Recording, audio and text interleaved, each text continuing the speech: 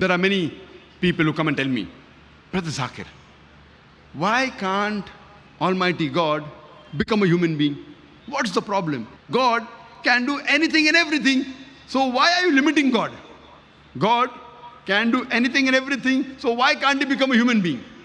So I tell them, even if I agree with you, for the sake of argument, that God can do anything and everything, and if God becomes a human being, then he ceases to be God, because the qualities of God and human being are different. Almighty God is immortal. Human being is mortal. You can't have an immortal, mortal person together. You either have mortal being or immortal being. You can either have God or man. You can't have God-man. You can't have a person who's immortal and mortal at the same time. It's meaningless. You either have God or you have man. You can't have God-man.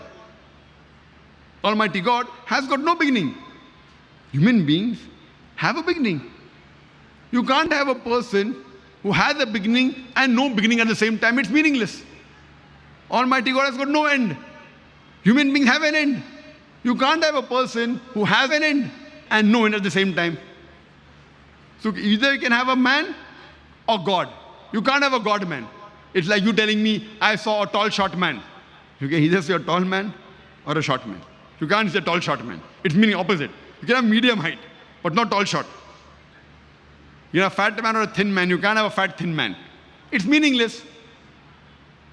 The qualities of Almighty God and human being are exactly opposite. You can either have God or a human being. So if God becomes a human being, he ceases to be God.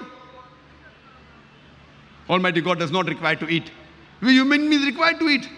Allah says in the Quran, in Surah Anam, chapter number 6, verse number 14, he feedeth everyone, but does not require to be fed. We human beings, we require rest, we require sleep. Almighty God does not require rest and sleep. Allah says in the Quran in Ayatul Kursi in Surah Baqarah chapter number 2 verse number 255, Allahu la ilaha hayyul qayyum la ta'khudhuhu sinatun wa la nawm lahu ma fi samawati wa ma fil ard. Allah, he's the one and only, the eternal, the self-subsisting. No slumber can seize him, nor does he require rest. To him belongs everything in the heavens and the earth. So Almighty God, if he becomes a human being, he ceases to be God. So what is the use of worshipping a human being like you and me?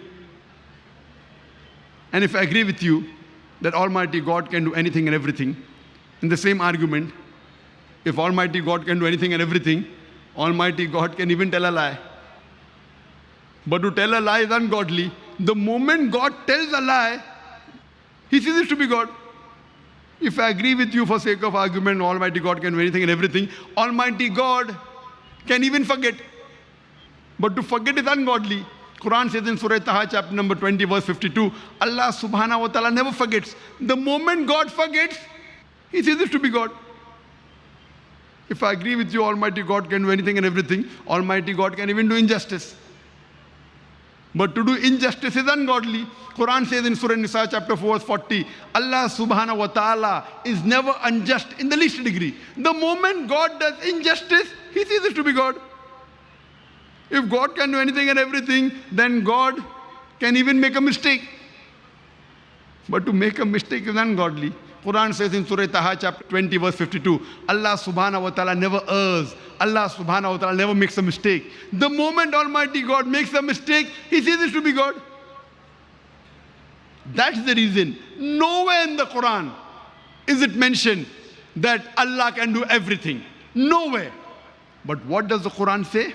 Inna Allah ala kulli shay'in qadir. For verily, Allah has power over all things. Surah Baqarah chapter number 2 verse number 106. Surah Baqarah chapter number 2 verse number 109. Surah Baqarah chapter number 2 verse number 284. Surah Al-Imran chapter number 3 verse 29. Surah Nahl chapter number 16 verse 77. In Surah Fatir chapter number 35 verse number 1. Allah says, Inna Allah ala kulli shay'in qadir. For verily, Allah has power over all things. Allah says in Surah Buruj, chapter number 85, verse number 16, that Allah is the doer of all He intends. Whatever Allah intends, He can do. But Allah subhanahu wa ta'ala does not intend to tell a lie, to make a mistake, to do injustice, to become a human being. Allah subhanahu wa ta'ala only intends godly things. Whatever he intends, he can do. But he intends only godly things.